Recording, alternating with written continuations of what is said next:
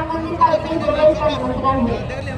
भगवान का गृह प्रवेश हो रहा है, लेकिन सबसे बड़ा चिंतन की बात है कि जिस भारत में हम सब रहते हैं, ये भारत का मतलब क्या है? भारत का मतलब है जहाँ मतलब ज्ञान और मतलब रहने वाला, या छोटा से छोटा बच्चा भी ज्ञान में डूबा रहता है, उसे ही भारत कहते हैं।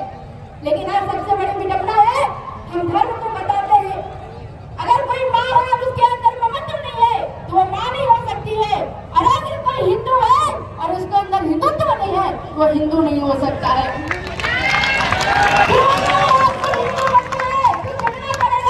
लेकिन सबसे बड़ी विडंबना है कि जब हम अपने समाज में चलते हैं, सबसे बड़ी विडंबना है कि अगर आप किसी भी धर्मियों से पूछो कि आप कौन हो, तो वो कभी नहीं बोलता है कि मैं खान हूँ, पठान हूँ, अंसारी हूँ, मियां हूँ।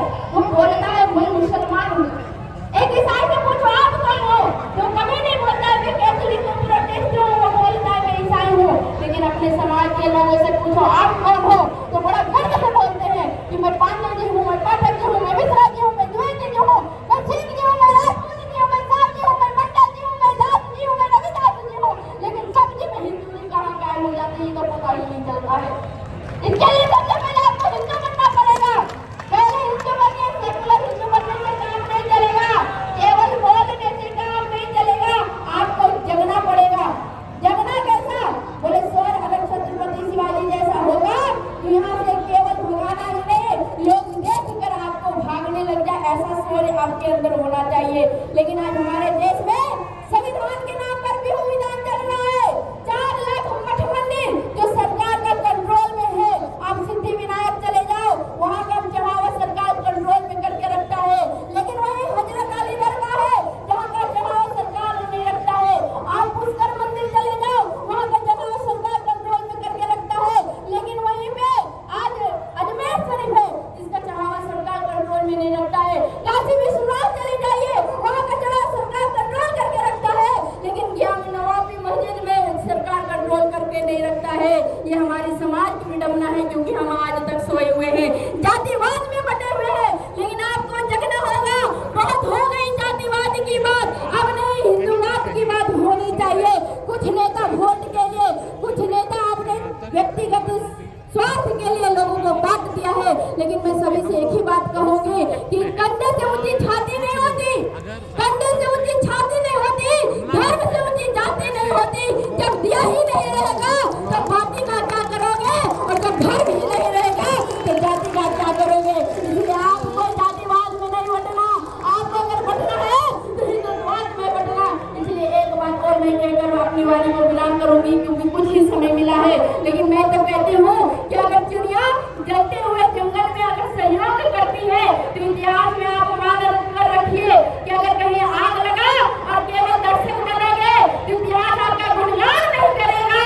लेकिन अगर कहीं उसे आग बुझाने में उस चिड़िया की चोट की पानी मिलेगा तो आप इतिहास में अपने नाम अंकित करोगे। इसीलिए आज हमारे समाज में लव जिहाद चलता है, लेकिन लव जिहाद कैसा?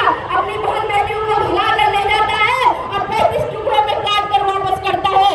किसी फुटपाथ में सूटकेस में बंद मिलता है। लेकिन हम ज्यादा नहीं, उन भाइयों को आह्वान करना चाहती हूँ जो भाई अपने बहन से कलाई पे राखी बंधवाते हैं, उन भाइयों को कहना चाहती हूँ कि अगर तुम्हारी बहन तुम्हारी कलाई पे राखी बांधे तो कोई कपड़ा, मोबाइल, गहना गिफ्ट मत करना। अगर तुम कुछ गिफ्ट करना चाहते हो तो उसे एक तलवार गिफ्ट कर देना और कहना बहन अगर भी धर्म कहीं तुम्हारे ऊपर नजर उठा कर देखे तो आज उसका वध कर घर वापस आना। ये संकल्प लेकर इसी धर्म सभा से जाना। और हमारा धर्म ये सिखाता है कि सहन तो करना, हनुमान जी भी सिखाते हैं कि सहन तो करना, लेकिन सहन करने का एक लिमिटेशन रखना, क्योंकि जो मेरे पूंछ में आग लगाता है हम उसकी लंका में आग लगाने का हिम्मत रखते हैं। इसलिए आज जगना पड़ेगा। और जगना कैसा है? बोले आज इकट्ठा होना पड़ेगा, लव जिहादियों को आज जवाब देना पड़ेगा। नहीं तो ये लव जिहादी, ये विधर्मी, दुराचारी, अत्याचारी बड़े भाई का कुर्ता, छोटे भाई का पैजामा पहन के हमारे समाज में आते और हमारे ही धर्म को विघटित करने का काम करते हैं। ऐसे जालीदार टोपी वालों को अगर कोई विचार में आता है तो उसे छोड़ने का काम नहीं करना है, उससे लड़ने का काम करना है। और बहुत लोग को कहते हैं कि धर्म के लिए मर मिटो। ध्यान से सुनिएगा,